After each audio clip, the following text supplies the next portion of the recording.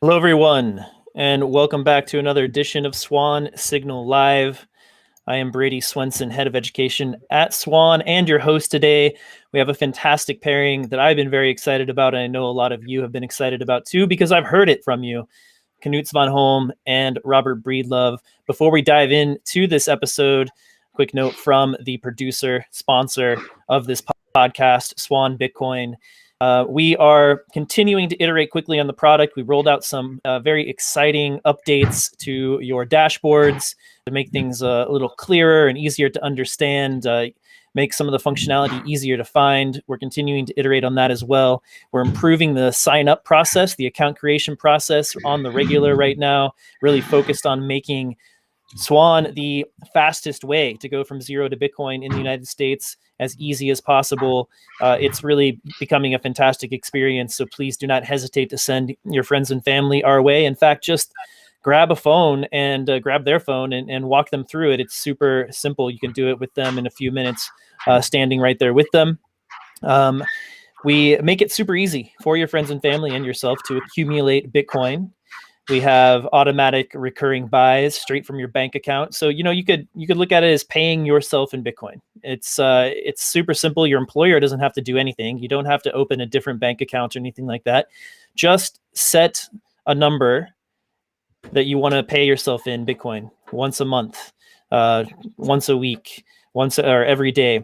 Split it up across that time period, and you'll be paying yourself in Bitcoin. We automatically pull that fiat from your bank account, automatically stack sats for you, buy that Bitcoin, and then you can withdraw it at any time. We even offer automatic withdrawals, and we can walk you through that process.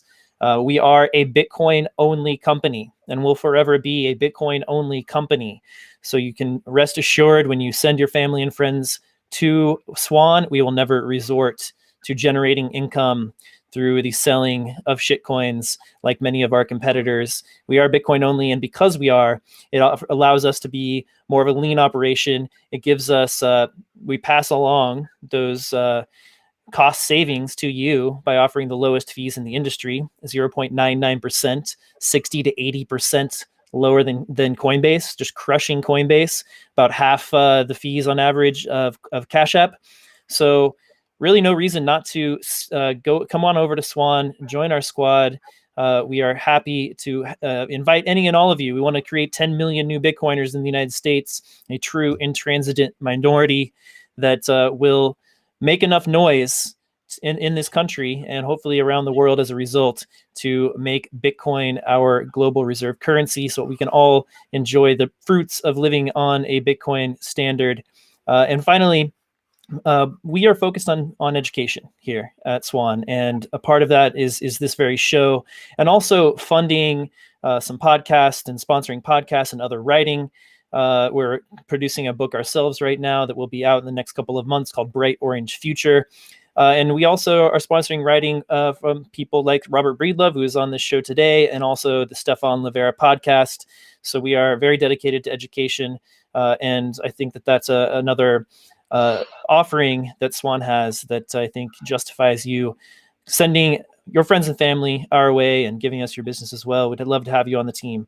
Okay, so we're ready to dive into this episode with Knut Svanholm. He is the author of Sovereignty Through Mathematics and Independence Reimagined. And we also have Robert Breedlove. He's author of great pieces like Masters and Slaves of Money, Bitcoin and the Number Zero, Bitcoin is Hope. He's currently working on his own book called Time, Money, and Soul, which I'm very much looking forward to. And as we've announced last week, we're super excited, thrilled to welcome Rob to the Swan Squad. He will be heading up our new Swan Private division. So, Rob, welcome to the team, man. And I'd love to hear a little bit about Swan Private from you before we dive into our discussion. Yeah, thanks for having me, Brady. In a nutshell, we are going up market a bit with Swan Private, just targeting some larger buyers and specifically helping them with the strategic aspects of Bitcoin.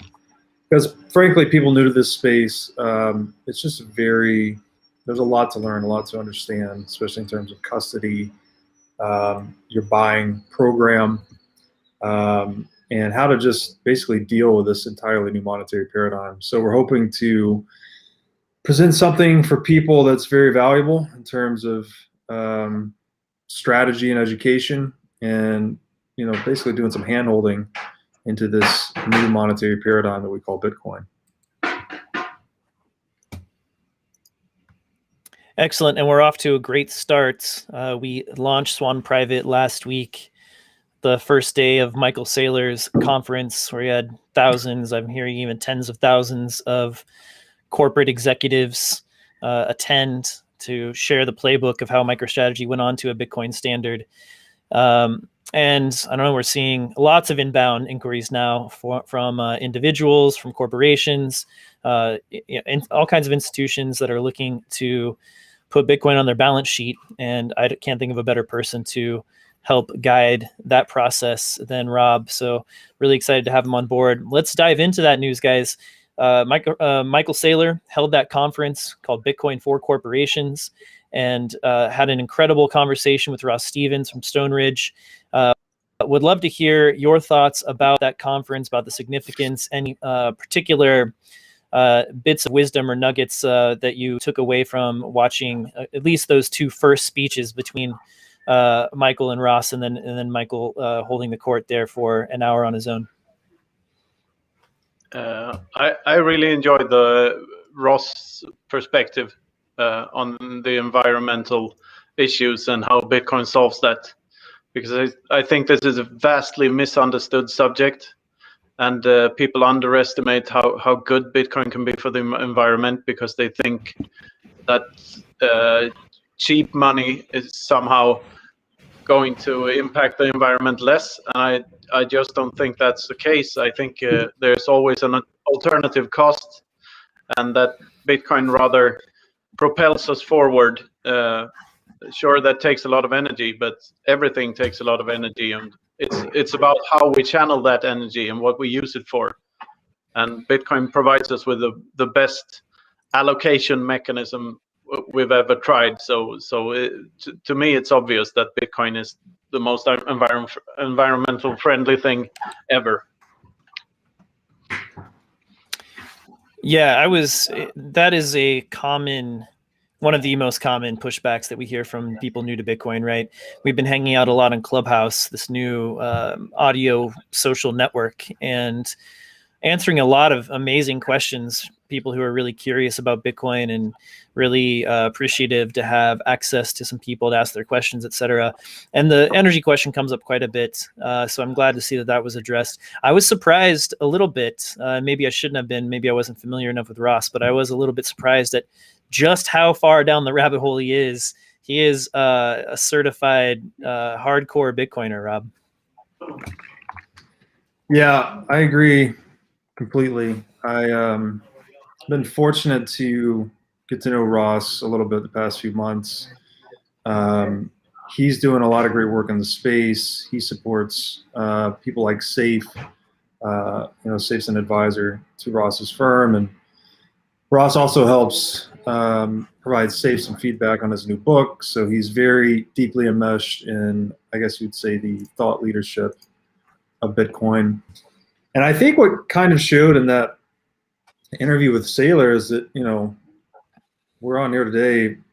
I guess they're calling us the Bitcoin philosophers, people like Knut and I and Parker, but I'd argue that Ross is quite the Bitcoin philosopher himself.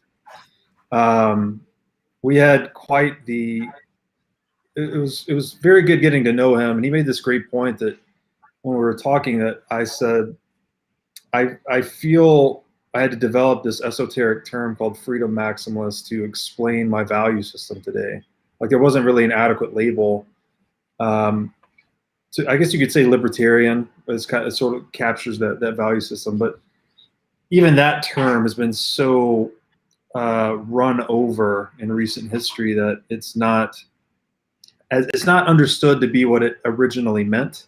In the same way that things like liberalism today aren't understood to be what they originally meant. It's just become this politicized term, where in fact it referred to someone that actually values freedom as the highest value in their moral hierarchy. I was communicating this to Ross. He goes, yeah, and a couple hundred years ago they would have just called you American. So it was it makes me feel as though we're actually engaged in something equivalent to the American Revolution in a way. And I'm not speaking, people get very up in arms about this when it sounds like it's coming from a nationalistic standpoint, but I mean purely from an ideological standpoint. And that America was founded on these concepts that I've written a lot about, which are largely embodied in free market capitalism. And it's very energizing to me to be a part of that. And it's energizing to me to have been going down this rabbit hole and then see someone of Ross's caliber come in behind us. And now he's on stage with Michael Saylor, who just spent, last year acquiring $1.3 billion in Bitcoin. And they're talking about freedom maximalism. They're talking about energy, how Bitcoin's going to affect the energy markets. They're talking about how property rights are going to change the game. They're talking about time theft, right? He's identifying the enemy, this entire macroeconomic landscape, which is the central, calling it out directly. So for me, this has just been exhilarating, frankly. And I what they're doing for the world, to be able to use their platform to voice this message of truth, is something that's just, really profound, and it's really an honor to be a part of it all. I totally agree. We have a front row seat to the future, and it's just an amazing ride. I think to the philosophy points there, and how Bitcoin is similar to the American the principles in the Declaration of Independence. I see it as like first principles of morals are easy, and they should be easy to follow. Like don't hurt other people and don't take other people's stuff. Every kindergartner knows this, and this is, I don't think society ought to be more complicated than that, really. Mm-hmm. And democracy is flawed in so many ways. But like, if 3 guys and a girl have a vote about if they are to rape her or not, there might have 3 yeses and 1 no. And the point is, a majority vote says nothing about the morals of a decision, and I think that is a root cause of why everything becomes so immoral in the long run in our democratic systems, because democracy is flawed at its core, because being in the majority does not mean you're morally right or ethically right or right in any sense. It just means that you have the majority votes, and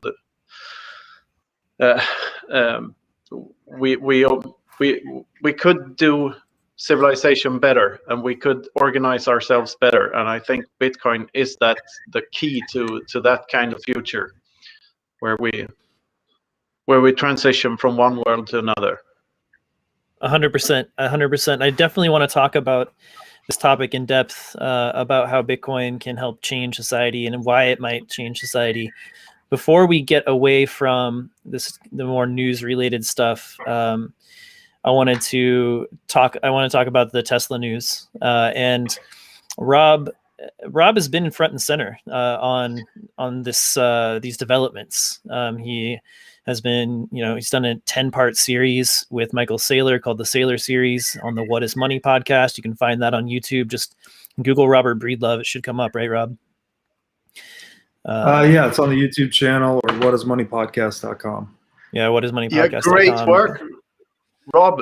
Congratulations, and we're all in awe. You onboarded Elon Musk. What can I say? I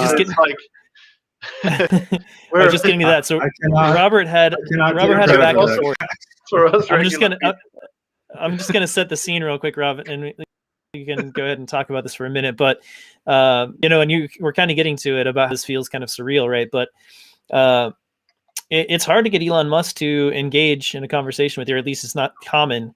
And a few weeks ago, a month ago, you had a back and forth with Elon about what money is and why Bitcoin in particular is a better money. Can you just summarize that exchange and then, wow, what did it feel like, man, to have him come out and buy $1.5 billion worth of Bitcoin yesterday, just like a month or whatever after having that back and forth with him on Twitter? He seems to have read your stuff. First of all, guys, I cannot take credit for orange pilling Elon Musk.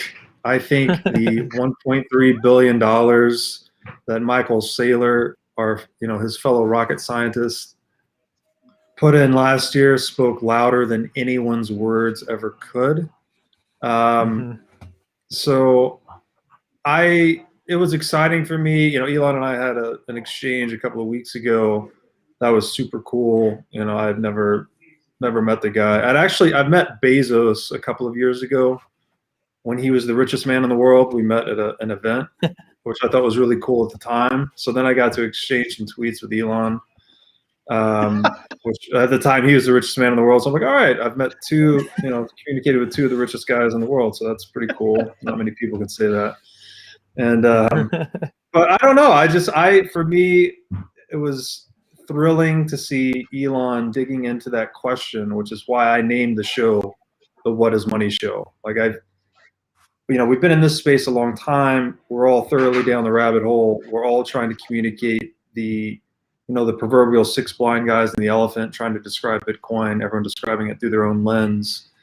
And I found it to be, you meet a lot of defense. People are naturally either ideologically or their identity maybe there's a block when it comes to understanding Bitcoin. It's something that's so far outside of most people's worldview that it's difficult to comprehend.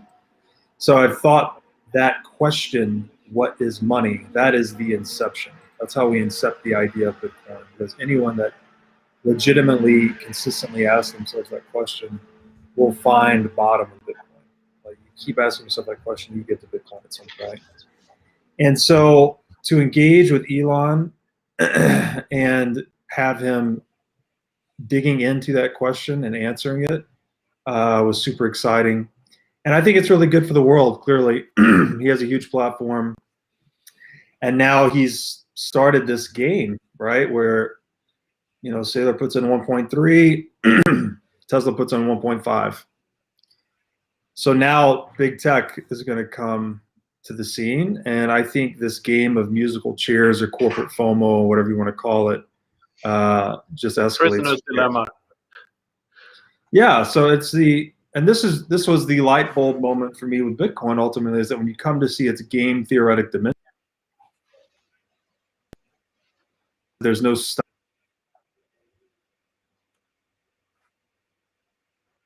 The world, and now we're seeing that happen. So it's really exciting. Yeah, that's why I'm wearing this. This is the Bitcoin will eat the world meme, and there's like when you truly think the whole thought vector, when you think it out to its to where it leads, like there's nothing else you can deduct from that.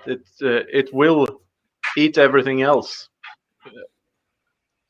Slowly or not, we cannot know, but at some point it will eat everything else.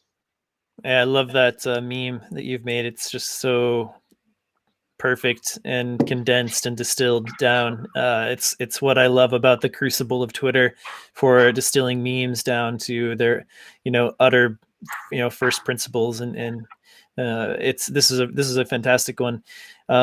I think I need to shield this, Brady, because you have swag now. Yeah, this is a limited edition collection of swag. So there's these hats, these T-shirts, and there are also sweaters with the everything divided by 21 million meme on them, and there are only 210 of them. All right, so save me one of those hats. Is sold out. So set aside a hat for me. I'm gonna FOMO into that as soon as this episode's done. I need that to go with my Swan hat and my BTC Pay Server hat. Yeah, I think you do. Yeah. One of the interesting things before we go off of the Elon topic that I think really helps, and we were talking about this with Ross and energy as well. I mean, Elon and the Tesla brands are inseparable from bringing about or hastening the advent of renewable energy on this planet. And so anybody who brings that up at this point, you can just say, look, Elon Musk has given it the stamp of approval. If he wasn't sure that Bitcoin would be good for the advent of the hastening of renewable energies on this planet, then obviously he wouldn't have bought $1.5 billion worth of it. I think that's a big deal. It's essentially an energy company that he's running at this point. So I think that's quite the endorsement. Yeah. Funny thing there is that there are two options to this, and one is that Elon Musk is like from socialists and the likes. There are some that say that Elon is just faking it, and that he was never into environmentalism from the beginning. And because how can he be into Bitcoin if he likes environmentalism? Bitcoin needs about as much energy as Switzerland and all this FUD or whatever you may call it, and misconceptions about what it is. The thing Bitcoin does is that it converts energy from one state to another. It converts from electricity to human flourishing, basically, or to human actual wants and needs, condensed into a finite number. And it's such a beautiful thing, and it's the best battery we've ever invented. I believe I wrote this in the first book, I think, about how Bitcoin can serve as a battery. And I'm not the only one talking about this, but you don't have to send electricity directly any longer. You could just store it, like connect your power plant to Bitcoin miners and store the energy somewhere else in Bitcoin. Yeah, that's a fascinating way to look at Bitcoin, and I'm sure I hope Elon has been exposed to that idea, or it occurred to him himself as just another way to store energy, and you could argue also a way to store time. And Rob, I know you've done some thinking about that. Like, not only is Bitcoin a way to preserve energy, but also a way to preserve time, which can be interesting. I saw Jack syncing a node, Jack Dorsey syncing a node on Twitter the other day, and just commented time travel underneath it because he was in 2013, and the wealth that was the Bitcoins that were in existence at that point in time that his block, that his node was syncing, still exist and are still worth the exact same amount as they were then. So if somebody had preserved their time back then and a Bitcoin was still holding it, then it would still be, the exact same thing at this point. Basically, you transported that time forward in perfect, in a perfect state. Yeah, I think this plays in perfectly to what do you call this, by the way? Infinity divided by 21 million. Does it have a name? Yeah, infinity divided by 21 million, I guess. Yeah. I tweeted this the other. Well, maybe you can adopt this name then. The meta ratio. I tweeted this the other day, and put your equation in there. I was saying that Bitcoin is the only money in history that guarantees its holder a fixed ratio of the total supply.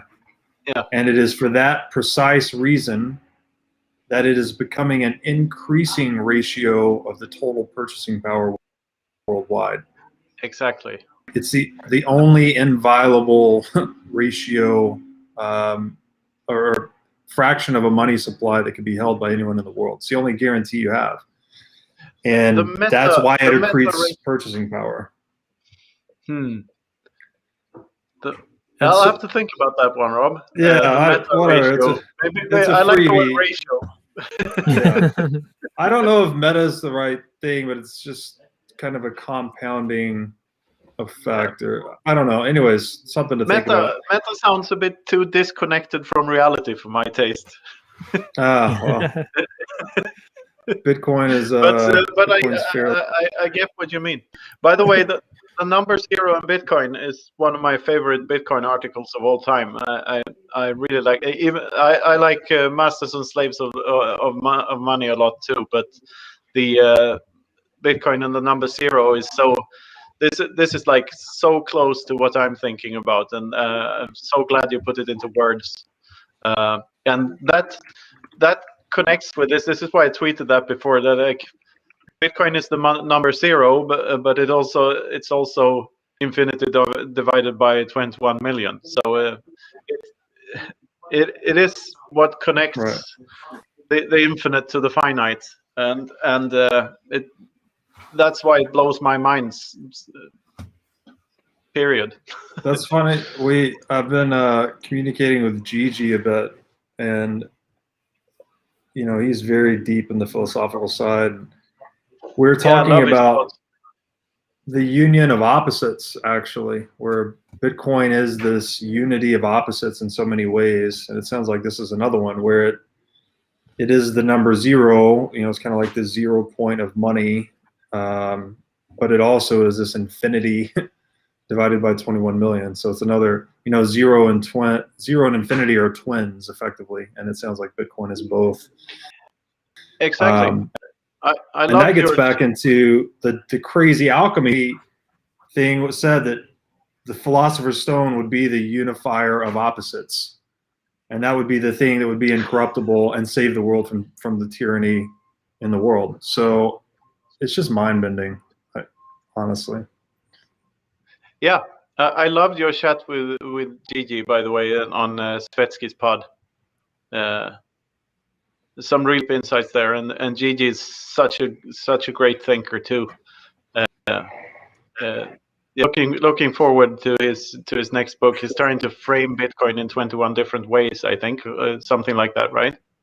Yeah. And really looking forward to that. I liked a lot of the metaphors, like, well, Bitcoin is like trying to find a Bitcoin is akin to approaching the speed of light. I really like that metaphor, and like this connection between time and space that we haven't had before. It's really intriguing because like all the other monies are good for spreading value across space, but not through time. And Bitcoin is the first one that is actually super precise good at storing it over time. I mean, we've never had a better tool for storing value over time if it continues to work as it does. And combining that with the ability to send it through space in relatively short times, like wait for 3 confirmation. I mean, that takes a while, but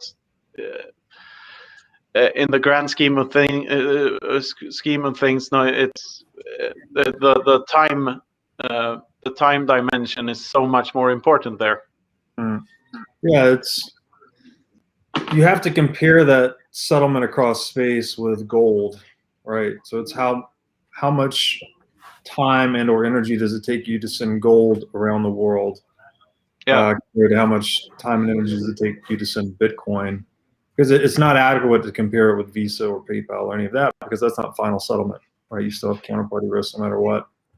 And I do think I wrote a lot about the relationship between time and money, and that's where I focused a lot of my analogy, I guess. But actually, in doing the series with Saylor, he has this he looked at it from an energy perspective almost entirely, and that was the actual answer to the question, what is money? He said, money is the highest form of energy humans can channel, basically.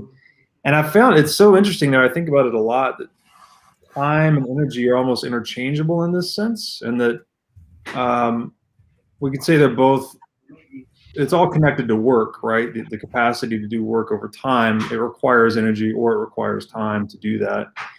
And it is work that's actually improving our productivity, right? Which actually helps us overcome the scarcity of time, if you will. So, and that was the relationship to money. That was actually how I engaged Elon originally, was that I think I said, here's a lesson for Elon. Money is simply a tool for moving value across time and space. Gold is great for moving value across time, but not space. If fiat currency is great for moving value across space, but not time. Bitcoin's the only money in history optimized for moving value across space-time. And that's what I think sparked his interest a little bit. But yeah, that's what it is. And then if you dive into the Sailor series, it'll blow your mind. Like it changed my worldview, and that is the overarching purpose of humanity, of life, really, is to move energy across time and space. But humans are different in that we can use symbols and information to engage in cooperative effort at a scale not possible by any other animal. So we can channel energy across space and time more intelligently and with more purpose than any other creature, and that's why we dominate the world. So it's just, and money is quintessential to all of that. So super interesting way to think about it. Yeah, to that point, I look at it as a linguistic tool because Bitcoin is just a language. Gold is not linguistic in the same sense, since it's physical, and this is I'm kind of tired of the gold analogy, because I think Bitcoin is so much better than gold. So while it is still the best analogy we have, it's sort of insulting to Bitcoin because it's so much more than gold. And I would say that money is the tool that lets us switch between energy states instantly between energy states. I like Bitcoin is really first of all, it converts electricity to monetary energy, or whatever you call that type of energy. You can't really frame that, because money itself has no use value other than to turn it into another state of energy, so to speak. And so I view Bitcoin as a linguistic tool to switch between energy states instantly, and first and foremost to store that energy over time. And as technology and humanity flourishes more and more, and we move forward, that stored energy, since it's a part of a greater whole, that part will always go up in purchasing power over time, because it's the infinite number gets closer and closer to real infinity, and not just bounded by the physical boundaries of the earth. So yeah, it's deep stuff, but it's hard to come to other conclusions than this when really thinking deep and hard about Bitcoin. Yeah, I think another way to maybe frame it is that money is a claim on the creative energies of man. Because we often talk about, oh, there's not enough energy, or we're wasting energy, or whatever. But in truth, I mean, we're completely engulfed in energy. The whole universe is made of energy. It's just how much can we harness and allocate towards our aims, towards satisfying wants. Yeah, everything is energy. Like mass and energy are interconnected. So everything. Yeah, mass is frozen energy, exactly. And so this whole thing, like that we now have a loss minimized, you could call it a superconductive monetary network in a way, that we can actually move this claim on creative energy across time and space with least loss. Whereas historically, gold, very expensive to move around the world. It's inflating at 2% per year, expensive to secure. Fiat currency, cheap to move around the world if you can get the sign off from the right gatekeepers, loses a lot of value over time, can be totally deauthorized. It's pure counterparty risk in a sense. And Saylor, again, in the series, brilliantly explained this. He goes, you can get kind of confused looking at monies in a short-term framework about which one is better, but if you just zoom out to 100 years, it becomes very obvious what can operate as money over that time scale. And it's crazy how much of a leap we have, to your point, in moving to Bitcoin over gold. And all we had was this dumb rock. And now we've just we've figured out this digital, the thing that a digital competitor that's taken all of the properties that made gold, perfected them, and then put them online. Is truly just mind-boggling. And then, as goods, and the other way to think about the infinity divided by 21 million is as those creative energies of man get better and better, as we get smarter, our treasury of knowledge becomes more enriched, we're creating more and more goods and services. But now that's all being measured against a supply of money that doesn't change. So that supply of money lays claim to the entire savings of humanity. That's what money is by definition. Yeah. That's why it is infinity. It's not just some silly meme. It actually, if you look at it in that respect, it's everything we're ever going to create forever. This money will lay claim to its amortized value at some point. The phrase from the article is not only everything divided by 21 million that spurred the whole meme thing. The sentence is everything there ever will be, everything there is, and everything that ever will be divided by 21 million. So it's reminds me of that pro wrestler Bret Hart said, "I'm the best there is, the best there was, and the best there ever will be." Best there ever. Yeah. To your point about gold, gold is a shift coin. Yeah, that's the correct term. A shift coin. A shift coin. Yeah. We don't mean that. I mean, gold was good, right? Because it didn't tarnish. I mean, that was why it was good at transporting value across time. But obviously, we all know the limitations of gold, that it was able to be co-opted and debased and basically controlled. And eventually, that money, centralized money, controlled money, as Rob discusses in depth in his piece, Masters and Slaves of Money, is a form of enslavement. And, I tweeted this morning that the information asymmetry wormhole is starting to close fast, right? Mm-hmm. And so maybe we're sounding less and less crazy over the next year or two. But I think when people look back and look at conversations and essays and books that involve both of you and other great Bitcoin thinkers of the time, they're going to look back and not think that this is so crazy to call centralized money enslavement, slavery. Strong language, right? Rob, can you kick us off? I would love to hear you two discuss, how can we justify calling central banking and centralized control of money slavery? I've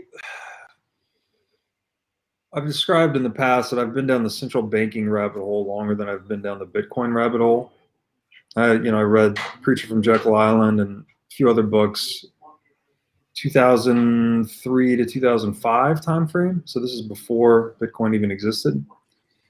And I didn't know, I never had the right words for it for a long time. I just knew everyone was being stolen from. It's just mass theft or mass extortion is essentially what a central bank is designed to do.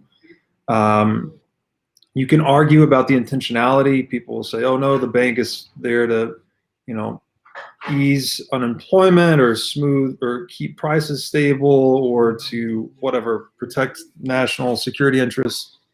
It doesn't actually matter, because mechanically all they are doing is arbitrarily reallocating wealth from some to others based on whatever criteria they've determined. And this is it's morally unjustifiable, right? It is theft.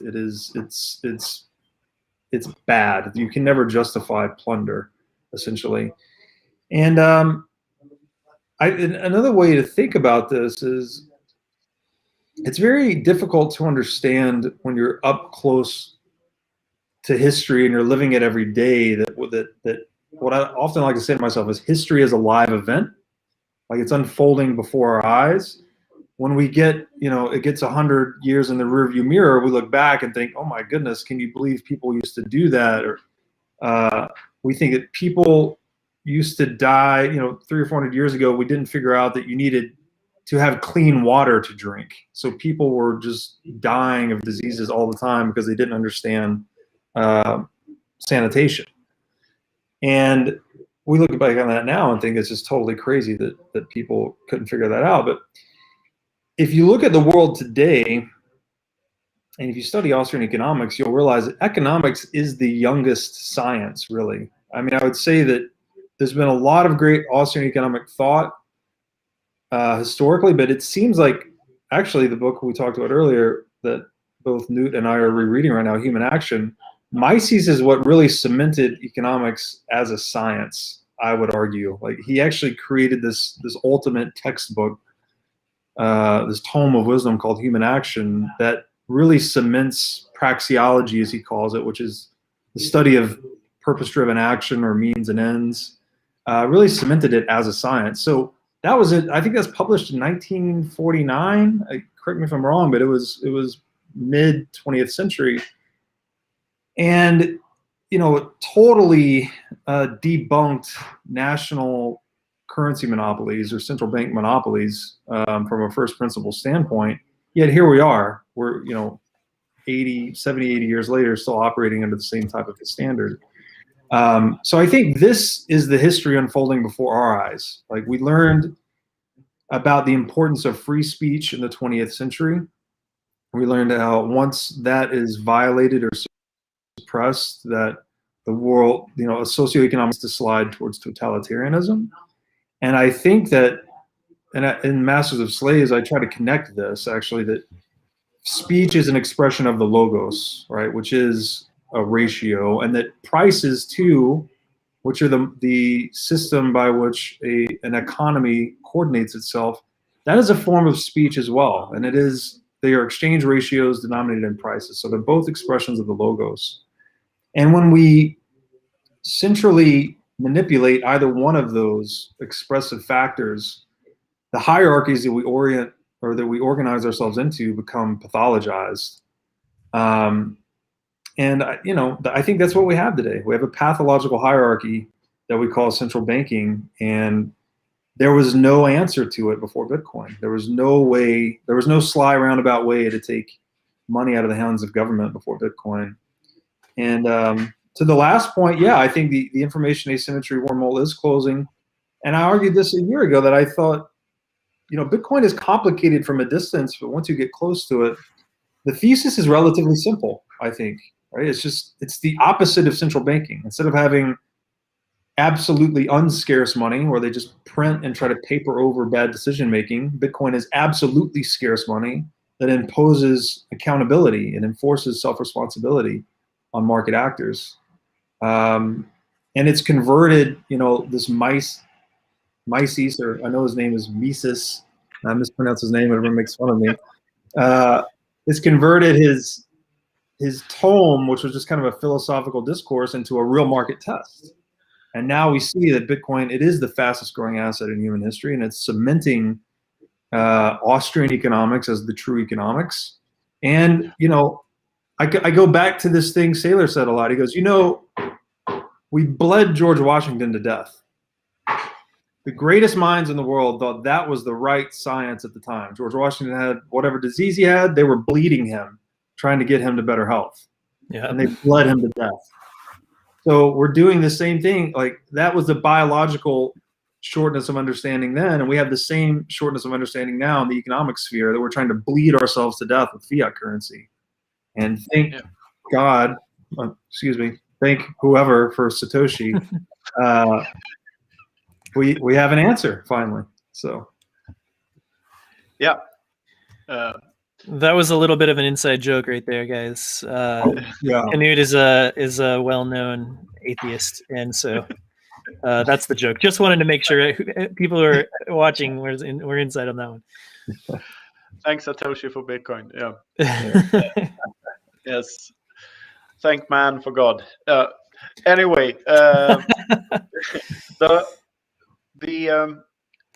the point about central banking being slavery, like keeping prices stable.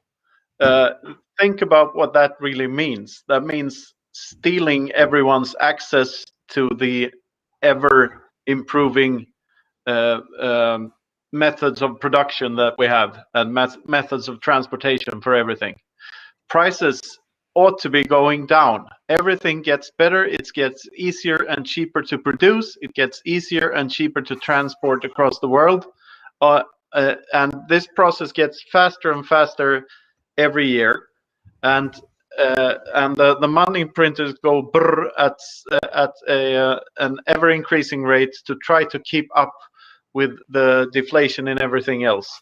And what is keeping prices stable? It's just depriving people of the improvements that are happening all over the world, and just funneling all of that to a very small elite. And it's just a disgusting game, and it's so obvious when you start thinking about it, and when you truly see it, and how duped everyone is. It's just tragic how easily fooled we are. Why aren't prices going down? We know, everyone knows that, like, Elon is building robot factories, and energy production is cheaper everywhere, and renewables get cheaper. Transportation, we have great big container ships that can carry how much shit from China, vast scales, and still prices aren't going down, they're going up. And it's not just the prices of technology that are going down, it's the prices of everything. Everything is cheaper to produce now, and people don't seem to get this. Bitcoin is a reflection of how fooled we've been, and how duped we've been by the narrative that we need to artificially make prices higher all the time. And it's a very sad thing. And yeah, that's to that point, the masters and slaves of money thing. I totally agree with it. And what was the next topic you were on to? I had a really good thought just a minute ago.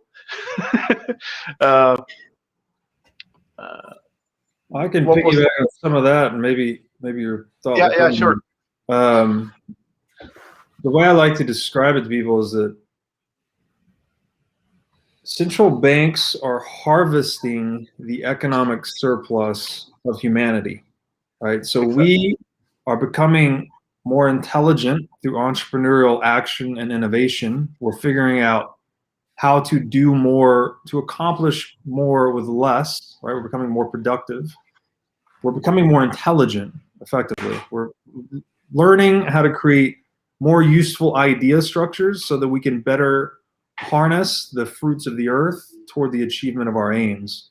And as we do that, we become more productive, right? That means prices are going down. So the more intelligent we are, the cheaper things should become. The more efficiently and quickly I can create a chair, the cheaper I can sell that chair, right? But with central banking constantly increasing the money supply and doling it out arbitrarily to try and increase, they're literally fighting the tide of human ingenuity. They're increasing prices. They're stealing this economic surplus as being created by entrepreneurs in the free market. Yeah, and that's what it is. It's parasitic. It's bad. It creates no equitable benefit whatsoever. It only benefits those that can inflate the currency, those that are protected by the legal monopoly. And it makes us dumber, I think, right? Because again, the smarter we become, the lower prices should be. So if you're diffusing that and stealing the wealth, then people all of a sudden are being incentivized to play other games. You're incentivized to try to position yourself politically as close to the fiat currency spigot as possible, versus going into the free market and starting a business and serving your fellow man. So it makes people dumber, more corrupt, more deceptive. And if you need the poster boy for this, just go look at the head of the Bank of International Settlements, Karsten, whatever his name is. Yeah. He's a 500-pound gorilla that lives on stealing from people. Yeah, it's like Jabba the Hutt. So it's bad. It's a disease on the socioeconomic superorganism.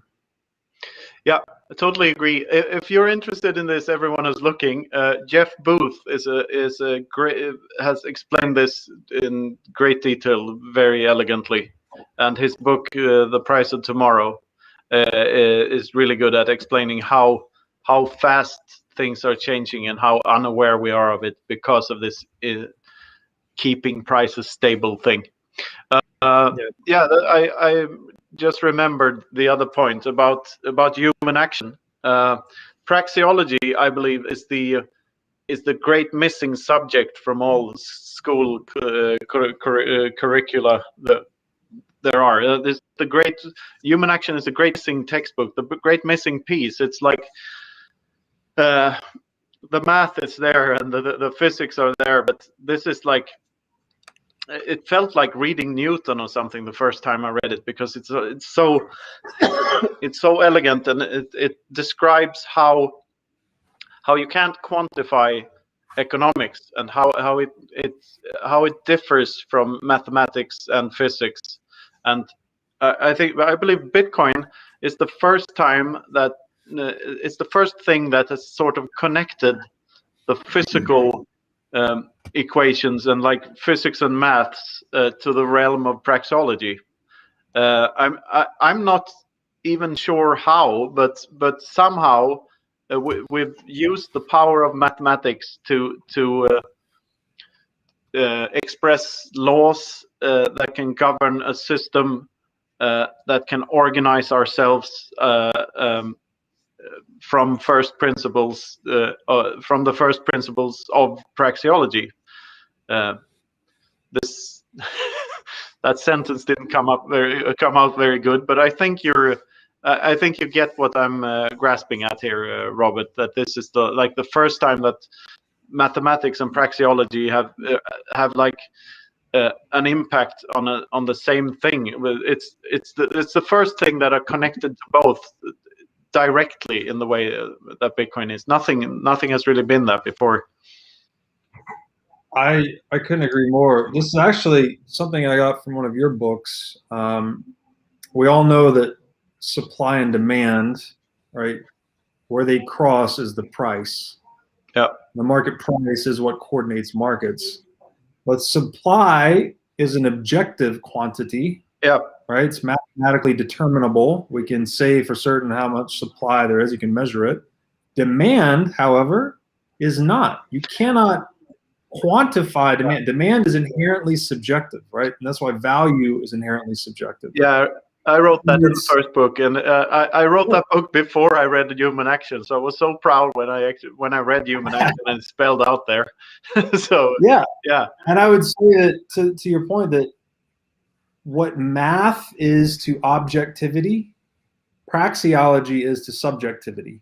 Yeah. There's two sides to this coin, and in the Western mindset, we think that everything is mathematically determinable, materialist, definable, reductionist.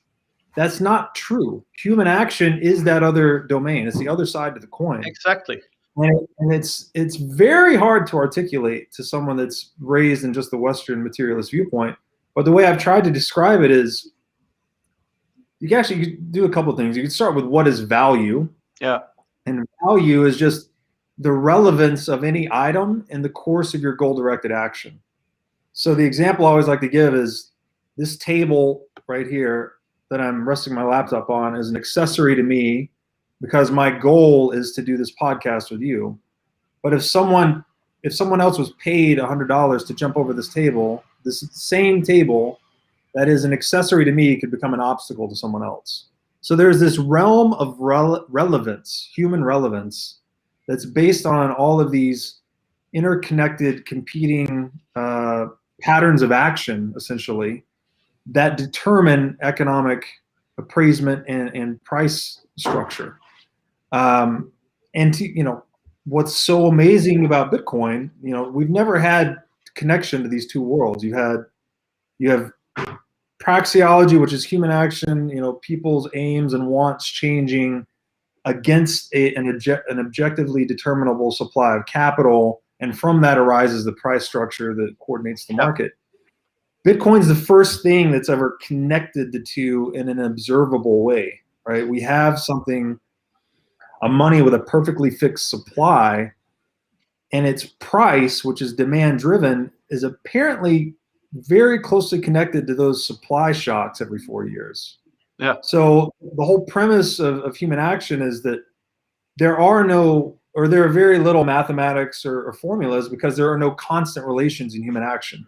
Where there are constant relations in the physical universe, we know water will always boil at 100 degrees Celsius and freeze at 0, right? There are constant relations. But without constant relations, you can't develop equations. But now it appears, and I'm out on a branch here, but the one constant we know is that mankind must trade to improve its productivity. We have to do it, right? It's a requirement. The comparative advantage we must take advantage of to achieve the division of labor. If we trade, we have money. Money is the most tradable thing in any economy. And apparently, we prefer the most scarce money.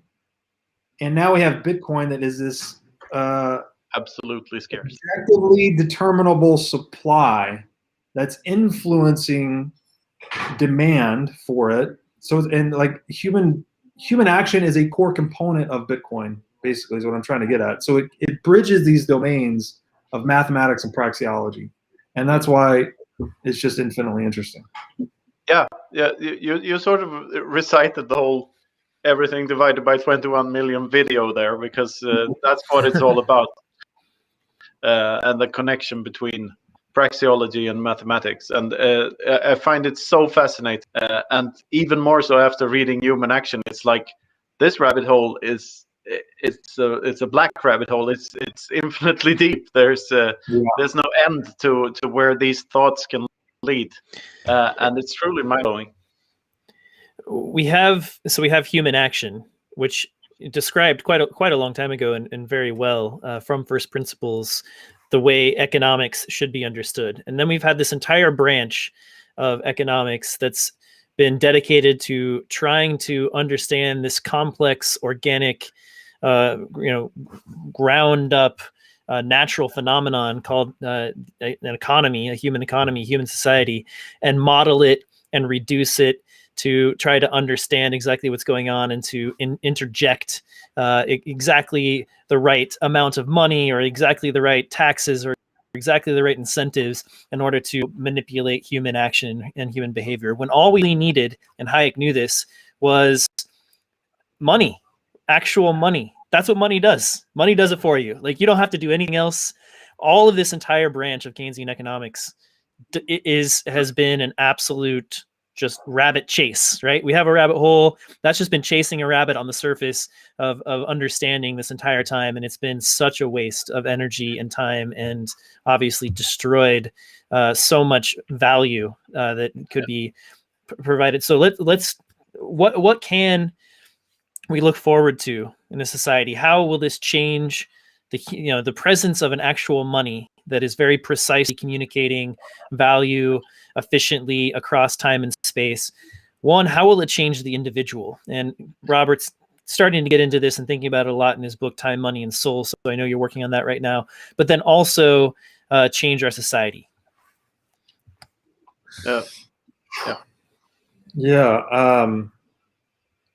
Big question. I guess the short answer is we have no idea. Yeah.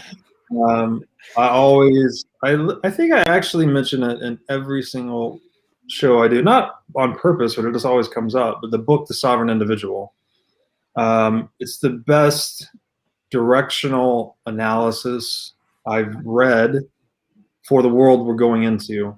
And the premise of the book is, Andreessen Horowitz said a few years ago that software is eating the world. And I think it's basically that is the general thesis of the book, but we don't even understand how profound this is. Like, when we say eating the world, this just does not mean every business is now going to need to be in the tech business to remain relevant. It means that all of our organizational structures are going to be redefined by software. And the defining organizational structure of the 20th century was the nation state. And it just doesn't seem like it's going to be the same model we use to organize ourselves in the coming centuries, or even possibly in this century. Because with digital technology, we're capable of self-organization to a scale that's just previously unimaginable. And the Bitcoin role in all this is that, and this book was written in '97, is that once people had a place to put their savings and store capital in I'm actually releasing another. I've already released part 1 of the series. Part 2 will be released. It's ready actually probably in the next day or so. It's titled Bitcoin, the Ultimate Offshore Bank. And essentially, once people have this inviolable safe haven for economic wealth, this place to store their money that is absolutely beyond compromise, that everyone in the world who's being taken advantage of, which is everyone, right? Everyone operating under a fiat currency paradigm, would over time, gradually then suddenly figure out that if they put their wealth there, they would realize just tremendous economic gains. And I go into a bit of the math behind this in the piece, but for just your average U.S. taxpayer is paying $10,000 a year in taxes. If they instead were to put that into a savings account with 10% annual returns, after a 40-year working life, I want to say that's a $4.4 million decision. It might be 2.2. I can't recall the exact number. But so the question then becomes, for people thinking about adopting Bitcoin, would you change your savings account for $2.2 million in retirement savings? And it becomes pretty clear just for the average taxpayer that the incentives become simply enormous, creating this hydraulic pressure that's basically forcing people into Bitcoin over time. So how it's going to change, I think we're just going to have an explosion in free market wealth creation. I don't think we have any idea of how much efficiency loss there currently is in this system of partial barter we have between all these currencies in the world today. And then with that, not only do we have the system of partial barter, but that the proceeds from that, taxation and inflation, are used to fund these overly complexified legal and tax structures that just weigh on people and extract value. It's a parasitic. The parasitic nature of the structure feeds itself. It grows itself. So bureaucracies just swell and grow, even when they serve no value or satisfy no wants for humankind. And I think when you rip that off of the productive economy, the flow of energy and information becomes so much higher that we're going to see innovation and economic gain, the likes of which we can't even comprehend. And then there's a great book on this, The Rational Optimist, where he shows GDP per capita over like 1,000 years of human existence, and it's just basically flat forever. We're always like, I forget the number, $1 a day was the GDP per capita or whatever it was. And then all of a sudden, once we figured out industrialism and the laissez-faire economic doctrine that just we allow free trade, we allow people to accumulate wealth, own property, etc., wealth absolutely exploded over the past 200 years. It is a complete, orders of magnitude gain in just a few hundred years. I think we're going to see something similar, right? Because all we're doing right now is excessive violation of private property rights through inflation. So we know that when we honored natural law, right, rights to life, liberty, and property, that wealth creation exploded. So I would expect to see a similar explosion, which would mean, maybe we go from a standard 40-hour work week to like a 4-hour work week, that people only need to work 4 hours a week to make ends meet, and they can spend the other 36 hours doing what they're passionate about, doing what they like to do. And maybe that creates, intuitively, that creates a better world, but who knows what that looks like. Yeah. You want my view, Brady? I was just gonna real quick, because this is one of my favorite things to say. But can you imagine what that would do for the individual soul, the individual spirit, to be able to wake up in the morning and devote all, most if not all of my day to pursuing what my heart, what my soul is passionate about, and to make that a reality, and to perfect and to hone my craft, and to put it out there in the world and share with others, and then build off of all of the energy, the similar energy from these enlightened, inspired souls all around me in this community. It's the chain effect, the downstream effect of just changing one individual and then a small group of individuals, then the entire world. Like this is why I like to call it the Bitcoin Renaissance, but I think it's going to be something beyond that. Like could enable like sort of an evolution to a new like plane of existence for humans, because we've always been held down by this thing, by money, and been enslaved by it. And it's just literally like the Promethean story, like unchaining us, like Prometheus Unchained, which is one of the great works by Shelley that I love, and I think is perfectly suited to this moment in time. Satoshi took money from the central bankers and gave it back to the people, and then was able to unchain himself by being anonymous and sort of leave this thing to be free and uncontrolled by anybody ever again. It could be, I don't know. This is why I say it sounds like, when we get off on these sort of tangents, it sounds like we might be crazy and cult-like. And I keep getting these questions on Clubhouse, like Bitcoin sounds cultish, and it's because we see this potential, right? The passion. We're the only ones that are not in a cult. Everyone else is in a cult. It's the statist cult. And to your point, like what Bitcoin will do for the future. Like, what would the future be like without Bitcoin? We would have more of these bureaucrats and more of this 1984 Brazil type nightmare going on, and more riots and people being riled up for bullshit reasons and not seeing the real problem and not seeing why everything is going wrong. And once an institution is in place, it's very hard to remove it again, because it gets a life of its own, and it like wants to survive, even though it provides nothing of value to anyone, and it just costs money. And this is one of the biggest flaws of democracy. I think democracy is flawed in many ways, but like once a voter is on a public payroll and is tax funded, then that voter is very unlikely to vote for something that will take away its livelihood. And this is basically why I think UBI is such a destructive idea, because then you get everyone dependent on the state and no one doing anything productive anymore. And Bitcoin is the literal opposite to this. And like Robert said, like we underestimate how much this hampers us, and like it's a filter on, it clogs everything. It's like the blob, it's covering the world. But Bitcoin to like it. The thing I always say is, like, imagine what it would have been without the Bitcoin, the next 10 years or the next 50 years, and every vector points to just more of the bullshit and more instability, a greater divide between the so-called right and the so-called left, and so on.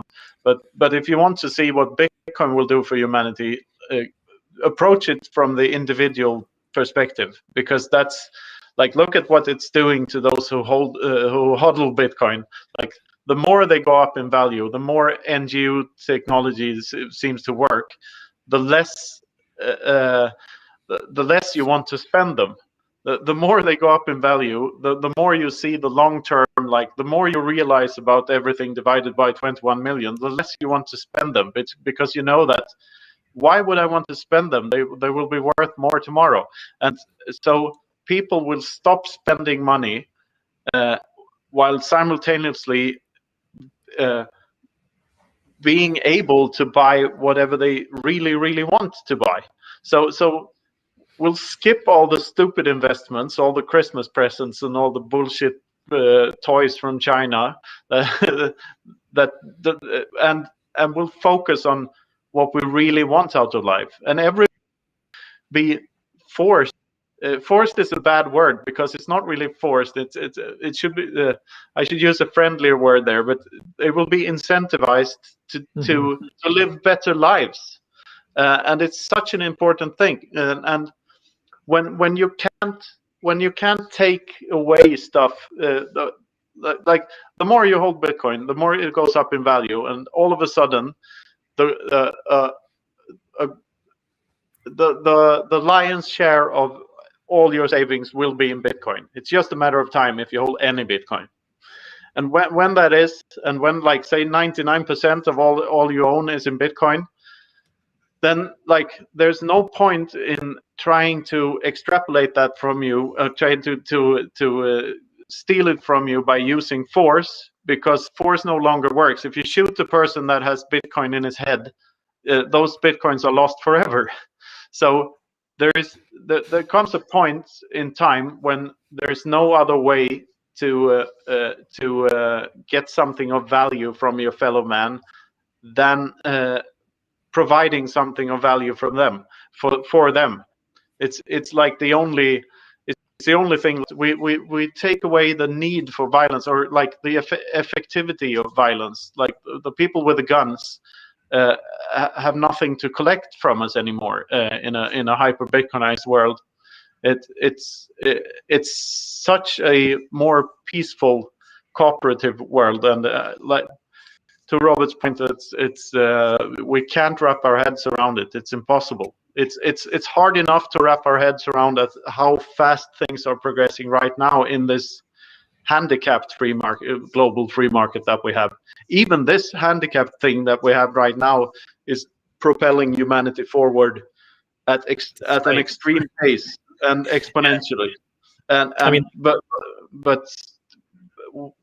post hyper Bitcoinization, it will just be weird.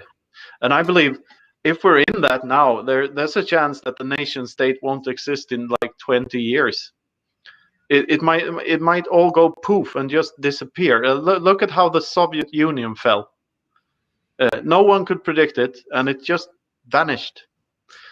And that can happen to every state. And you better be prepared, because there will be tumultuous times transitioning from one system to another. But they will be a lot less tumultuous if you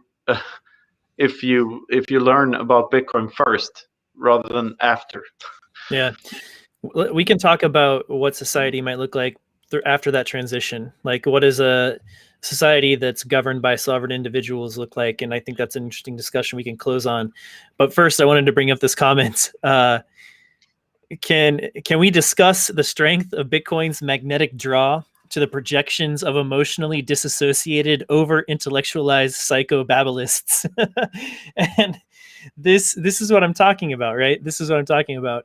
People think we sound freaking crazy, or emotionally disassociated, over-intellectualized psychobabblists. And yes, I think it's important to bring this up. Like, we need to stay humble and try to understand, like, hey, we're not holding necessarily this like key to solve like every problem humanity has ever faced, etc. And it's important for us to check ourselves, because I agree. Like, I listen to myself, talk, and I'm like, well, like, have I gone around the bend? What has, possessed me to say such, outlandish things? And so I appreciate this comment, and I'd like to take a moment to address it. And let's talk about this magnetic draw, and like, are we crazy? Like, first of all, this person is called Vegas Crypto Ho. Yes. I'd rather spend my time talking to Robert. And you, Brady. I mean, that does indicate some kind of like short-term time preference, gambling mentality. I get that, but still, the question is valid, right? Like, look at Max Kaiser. Max Kaiser is a friggin' lunatic, if you look at it from the outside. But I happen to think he's one of the sanest people in the world now. You know what I mean? So, yeah, go ahead, Rob. I'm just going to say that it's, I don't know. It does sound crazy. Trust me, I'm constantly checking myself against others, and they, increasingly agree. It's all based on number go up, because when Bitcoin was $4,000 a couple of years ago, people actually thought I had lost my mind. I got a Bitcoin tattoo, and Bitcoin is $4,000, and they're like, come on, man, this thing's going away. You need to get it together, whatever. I'm like, okay, we'll see what happens. And now a lot of people have come back around, but I just encourage people to study for themselves. I mean, understand that if you don't understand that digital technology is changing everything fundamentally right now, then you're living under a rock, right? So first of all, recognize that. Just admit to yourself that something big is underfoot right now with the digital age, if you want to call it that. and then just start asking yourself fundamental questions about, like, what is money? What is government? Where did all these structures that we take for granted, where did they come from? How do they operate? And I think that you'll get to the bottom of a lot of this emotionally dissociated psychobabble. And I think maybe the other piece of that is the people that see this earliest are going to tend to be the disagreeable, libertarian-minded intellectuals, right? These are people that are already operating on the fringes, already studying history, studying the future. They're going to be the people that see this alternative vision for reality first. So, you'll have to excuse maybe the seeming bias, or I don't know, maybe we all sound like we're talking the same or expressing the same, perhaps. But that's going to be a natural function of the personality profile, I think, that is predisposed to identifying Bitcoin and its implications first. So that's it. I promise we're not in a cult. We're just a lot of curious people that have been asking themselves these very difficult questions for a long time, and sharing the lessons, I guess you would call them, or the perspectives that we found in the process. And I just encourage other people to do the same. I'm not selling you anything here. I'm just telling you to ask yourself these questions, and then you decide what the answers are. Yeah, I mean, we are shilling our bags. I'll admit that, because we all own Bitcoin. Yeah, and, we are indirectly. Indirectly, yes. Yeah, it's like, just go ask these questions and you tell me what you figure out. I mean, this is what we all landed on independently. There are a lot more effective ways to shill your bags than the way that we go about doing it. And the crypto economy, crypto coins, the shit coins, they show you how to do it. It's like the Tikatwari, like landing page, sell you my trading course, that kind of thing. That's how you can make money in this space with those kinds of scams. We're here writing, thinking about this, working on this. We're in it for the long haul. I think that that's enough to prove that this is genuine and not a cult. Nobody's holding you hostage to be a Bitcoiner. It's an opt-in thing. So yeah, I think Knut is much more on point with that. Fiat is the cult, right? Because people are forced to be a part of the fiat world. I'd like to quote George Orwell there. The further a society drifts from the truth, the more it will hate those that speak it. And that's right. That rings very right to my ears, and I think it perfectly describes what we're living through now. We're the truth tellers, not them.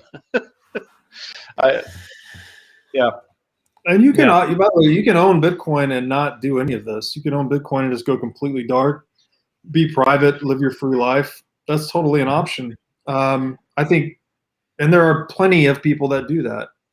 I think for us, I mean, I'm not going to put words in Knut's mouth there, but for me, it's like, I see this alternative view of the future. I feel compelled, I'm almost morally impelled to share it with others. It's like, you see everyone in the world being victimized. You see how it works.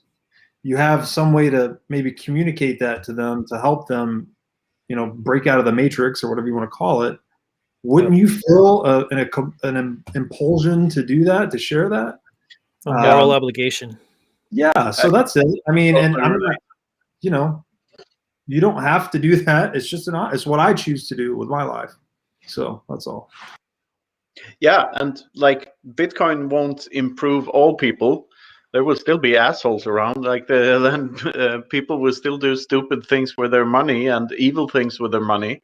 It's just that it's a better tool for communicating value, and it takes away a lot of the usefulness of weapons and force from society. And I think that's very, like, it sort of makes the First Amendment of your American Constitution it puts it on top of the Second Amendment again. Like the free speech comes before the free guns, and that's like the most important part. The First Amendment should be more important than the second. Yeah, that's a great way to put it. And I also like to say it incentivizes honesty, right? I mean, literally the protocol, that's actually what it does. Like even if you 51% attack, it's one vulnerability, you're still incentivized to be honest, right? So it incentivizes every market actor that touches it to be honest.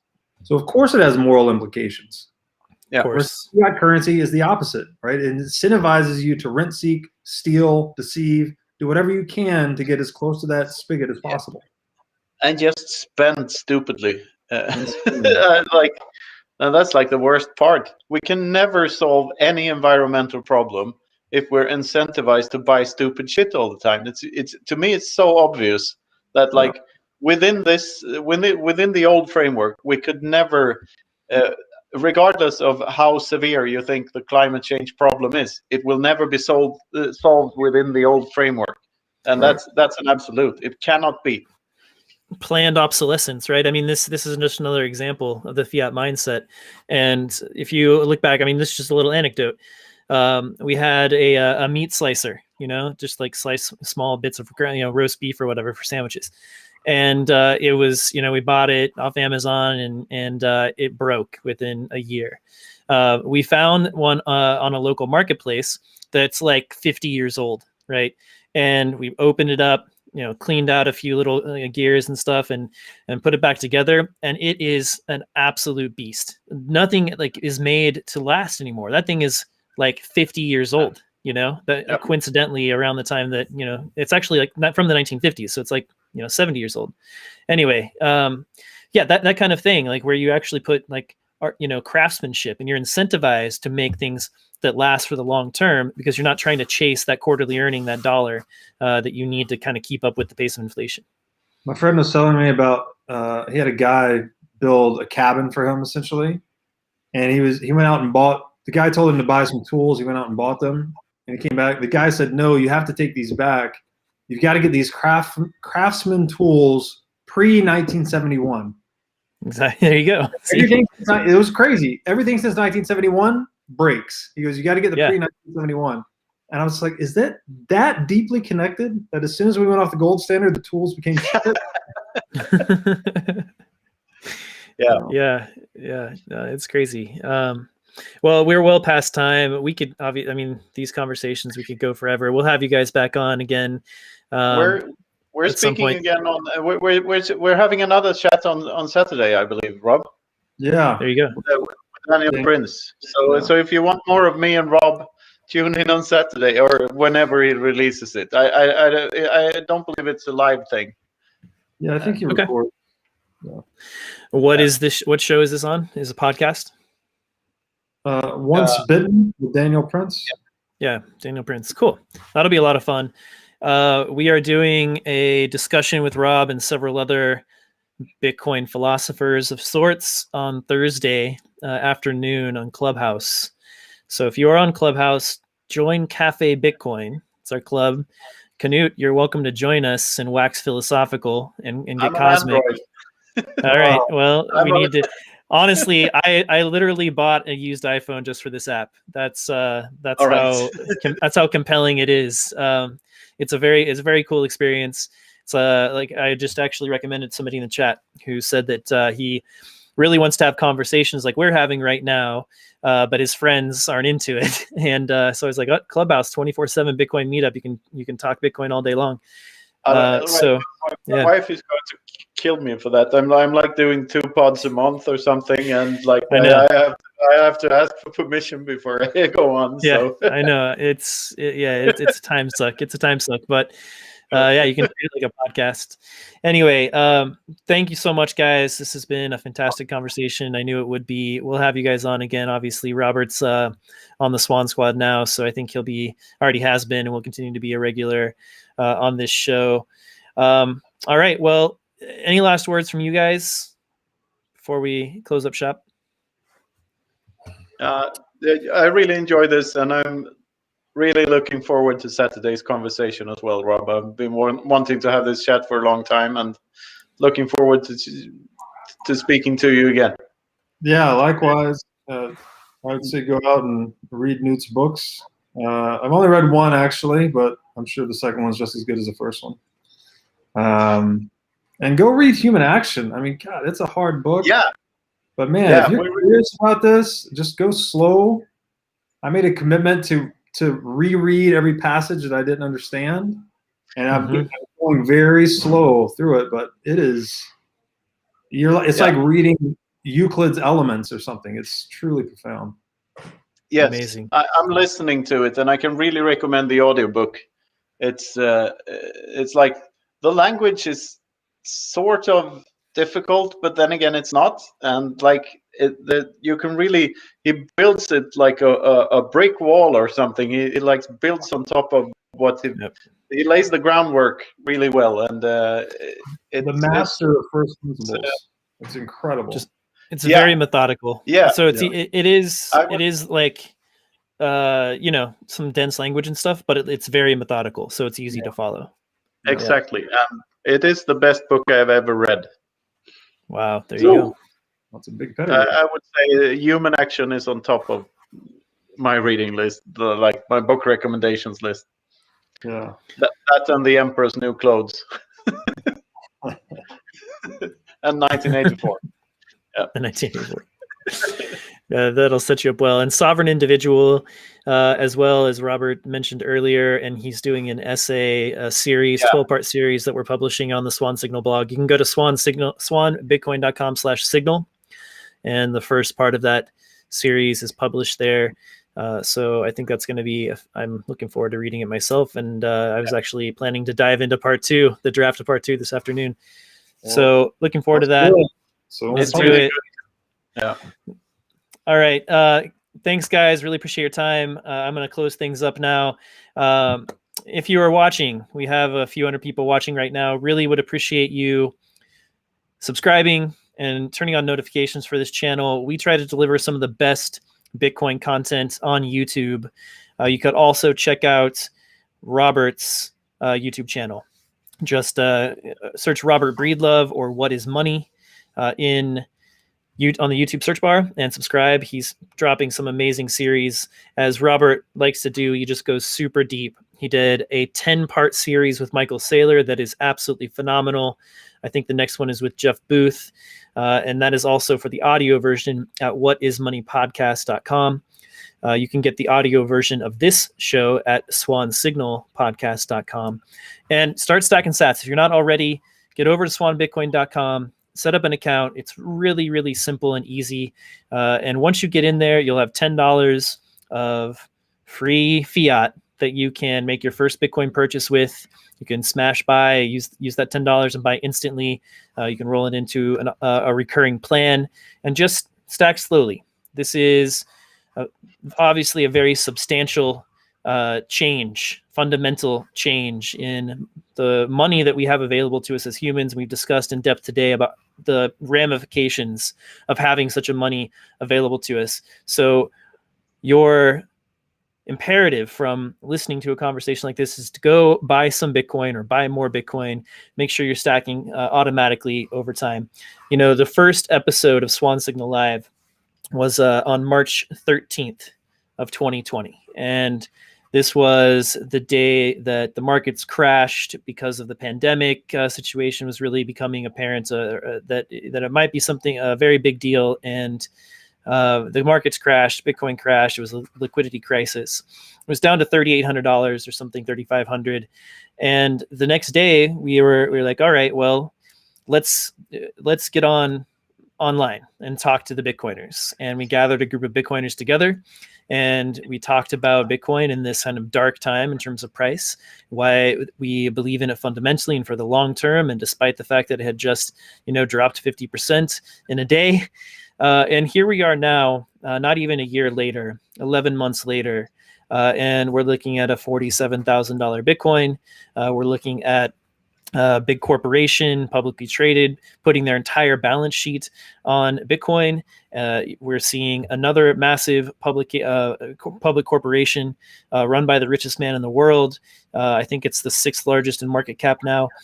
Put $1.5 billion of Bitcoin on their balance sheet. I think it's roughly about 15% of their working cap, their treasury, their balance sheet, their cash on their balance sheet. So this is happening. It's all happening, and this has happened in the past 11 months. Just imagine what the next 11 months are going to be like, and just imagine what the next 11 years are going to be like. So you're here. It is still relatively early. There's so much upside. The addressable market for Bitcoin is hundreds of trillions of dollars.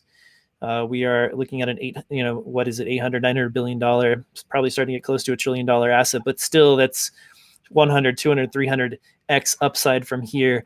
This is a thing to buy, to hold, and to learn about. That's exactly what we're doing here at Swan, helping you buy, helping you learn about Bitcoin. Thank you so much for joining us.